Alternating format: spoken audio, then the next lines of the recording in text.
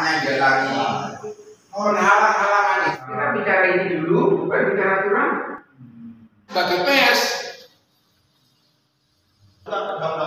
Undang 40 dengan kemungkinan satu, oke, dia manusia atau bukan? Dia pers, bukan semua pers, tapi pers yang profesional. Pers profesional itu sebenarnya di titiknya di mana? Bab pasal yang ada di situ sebenarnya di bab 2 ini. Nah, di bab 2 ini. Nah, pers profesional. Informasi yang harusnya bisa sampaikan ke publik itu jangan kekerasan supaya nggak diberitakan ke sensor itu akan dipidana. Nggak boleh. Akan sensor itu jangan masuk. Belum tentu itu pengalaman. Nah, tapi kena ini, tapi tetap manusia ya. Sebuah manusia dan kode etik.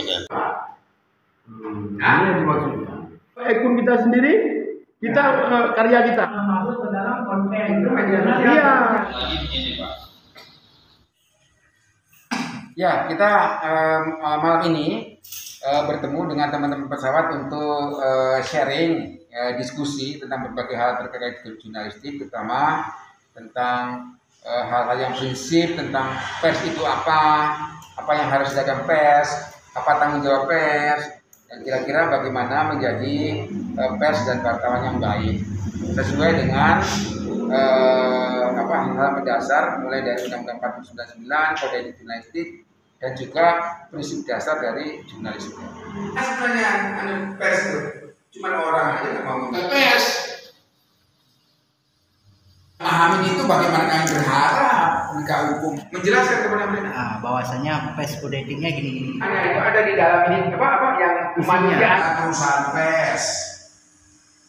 Bagaimana kronologi sebenarnya? Oke, kronologi Kita ingin tahu, tapi jangan lupa. buka di website pers.